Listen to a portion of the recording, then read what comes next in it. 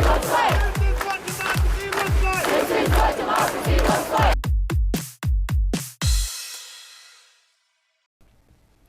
Hey everyone, welcome to Be the Change. My name is Lily Mott, and today I'm going to be talking about how change comes when we're courageous in our decision making. Okay, I have to start this episode off by saying that I am so incredibly excited to share this guest story with you today, and she has a lot to say, so let's get started. Brittney Rodas is running for state representative in the 105th district that sits just outside of Harrisburg, Pennsylvania. Brittney is a graduate of Penn State University, a former policy and research analyst, and is a proud mother of 2 little kids. Okay, now here's the kicker. Brittney is 25 years old. 25 years old! So, that being said, let's get into her story. I asked Brittney to tell me about why she is running for office, and this was her response.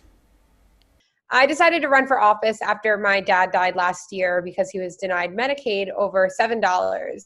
And when he had a heart attack and passed away, I was a policy staffer at the time, working countless hours for the legislature, crafting policy and fighting to have legislation reach the finish line. And because of the partisan politics that are played in Pennsylvania's legislature, it continued to fail on the floor. And when my dad died, and there was such a hardline decision to not approve him for Medicaid, and he had Medicare, he still could not afford the healthcare that he needed. I had a moment where I was like, I cannot go back and serve in the legislature in this capacity just to watch families slip through the cracks. So while it was a really heartbreaking decision, it came out of a really unfortunate circumstance for my family. I left my job at the House and decided to run so that families wouldn't be falling through the cracks, and so that we can finally have some integrity and compassion in our legislature. At the same time that all of this was happening, the House was voting on resolutions that would call for Congress to protect pre-existing conditions and protect Medicaid and Medicare. And my opponent, my legislator at the time, was the only member that was voting against this on the floor. And it was just so eye-opening to me that if my family's falling through the cracks and all these other families that we're fighting so hard for are falling through the cracks, that our system is broken. So I decided to come and enter the race, and it's been an amazing experience since. I have 2 small children. They're 5 and 2. And when I think about what happened to my dad, and I think about all the other issues that our legislature is failing us on, like public education funding and environmental issues, and all the things that are going to impact my kids and their kids and their kids, it's not a job that anybody really wants, I would say, to be in the legislature, but it's something that we need to do. Brittney saw the need for leadership and reform in her district and in this country, and stepped up to the plate. I asked her if she had ever imagined that she would be in this position running for office one day, and she told me about her past career plans and the path to this campaign. Yeah, I definitely never imagined that this would be happening. It's all a bit crazy, honestly. I grew up in poverty, so when I was in school, honestly, the only thing that I was thinking about is having a family that has more opportunity than mine did. And I didn't know what that meant growing up. I mean, I always loved being involved in the community, and at one point I considered being a teacher because I really relied on education as the only structure that was in my life. So I've thought about that career path. When I did decide to go to college, I was going to Penn State, and I was originally enrolled in an international relations program. And I was really excited about that. But as I experienced more things in my own life and worked in my community, I realized that the real decisions that have the largest impact are those that are made by our local and state elected officials. So that got me working in policy, and I took an internship in the House and started working on policy. And I'm like a policy nerd, so I could stay behind the scenes for the rest of my life and be happy if the legislation was getting across the finish line. So it was definitely not a career path I imagined ever having, at least not the public-facing one. Once I got involved in the policy and working in the legislature, it was my dream job. It was exactly what I loved to do. But now we're doing it in just a different role, a different way, and I'm excited about it, but it's definitely nothing that was planned. Whether Brittney's candidacy was planned or not, it's really taken off and gained national attention. Brittney has even officially been endorsed by none other than ... drum roll please, former President Barack Obama. I asked Brittney how it felt when she found out about the endorsement, and she told me the behind-the-scenes story. So frankly, we had no idea that it was coming. I was laying in bed and I got a text message from the director of the House Democratic Campaigns Committee. And you never really know what to expect when you get a text message from her. So I always get a little bit nervous. And I opened it and it said, President Obama is endorsing you today. Don't tell anyone. And I was like, whoa, this is huge news. And how do I not tell anybody? So the first thing I did is I called Gowrie, my campaign manager.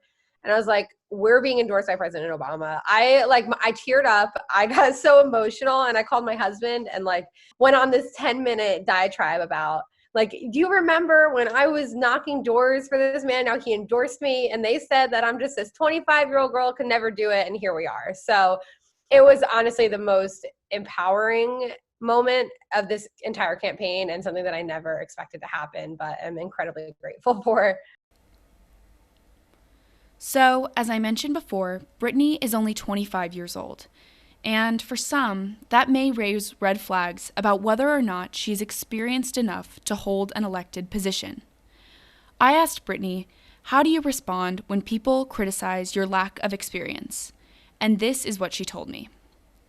Yeah, I love when people do it because, frankly, when it comes to experience, there is no legislator that is more prepared to do this than I am. I have been the boots on the ground for the past 5 years. I have done the constituent services. I have drafted the policy.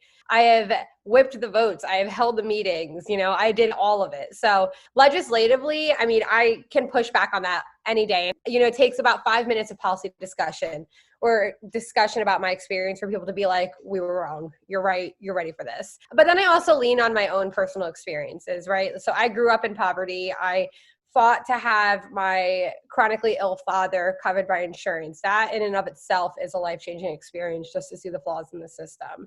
I've helped families that have been in worse or similar situations.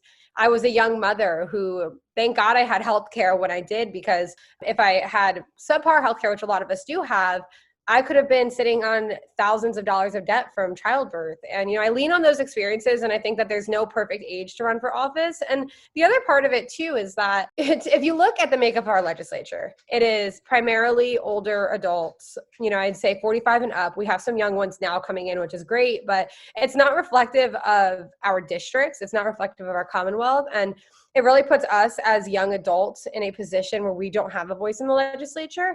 And just because I'm younger doesn't mean that I have any less experience than, Joe Schmo, who's 45 does. So I just push back up with my own experience. And it doesn't take long for people to realize that their doubt isn't going to go very far with me. 2020 has been a tough year for America so far. But stories like Brittney's are actually giving me hope for a much brighter future. I understand that across the country, millions of people are skeptical of their government right now, and they definitely should be. Our government is supposed to represent our interests and keep us safe, which certainly hasn't been the case this year, with the coronavirus pandemic and police brutality being two obvious red flags. Brittney recognized a need for change in this country, and she decided that her best avenue to make a difference was by running for office. I asked Brittney why she decided to run and take this chance, and this was her response. Yeah, so I recognized that there needed to be change in Pennsylvania well over 5 years ago. The first time I experienced it was probably when I gave birth to my daughter, and it changes your entire life when you become a parent. You start thinking about things that you've never thought about before. And one of those experiences was when I did get a medical bill, and it was just like an issue with the billing. They sent it to me instead of to my insurance company. But I remember having this moment of pure panic. And I'm like, oh my God, what do people do that can't afford this? What happens to them? And then I started talking to other people about it. And so I was inspired by that terrible moment that I had in full panic. But that's why I decided to work for the legislature initially. I saw that there was all these issues that could be fixed in my mind through policy, because, you draft a good bill that addresses an issue and then you talk about how to implement it and how to fund it. And that would be the solution. But what I found at the House, and it's no different than I think any other partisan legislature. Pennsylvania has some of the worst partisanship. We've had stalemates in our legislature for decades. It's been very unproductive. So what I found was that I was spending sometimes upwards of 60 hours a week if we were in a busy policy week and legislation was moving, preparing this policy and trying to whip the votes for the caucus and talking to the members and trying to explain to them why this was so important.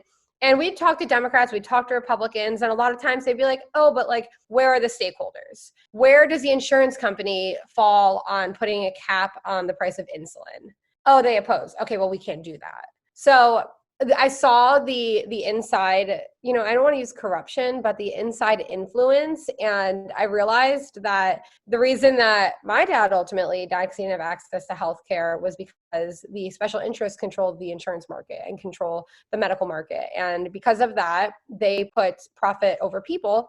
And I decided that I couldn't sit back and just watch that anymore. I was already hitting a point in my career where I was very frustrated. I was feeling discouraged by the partisanship, and you can only sit back and do as much as you can before you realize that this isn't making the type of change that I need and that I want to see. So at that point, you just have to be courageous and do it, because it's a terrifying decision. I left a great paying job that gave me benefits, allowed me to be home with my family, to commit 100% of my time to trying to get the public to believe in me. So yeah, I think the decision to run was really just based in my own experience and then tragedy, unfortunately, but it was the right decision to make. And finally, at the end of our conversation, I got to ask Brittney the money question. What advice do you most want to share with young people who want to make a change in this country? And these are her words of wisdom.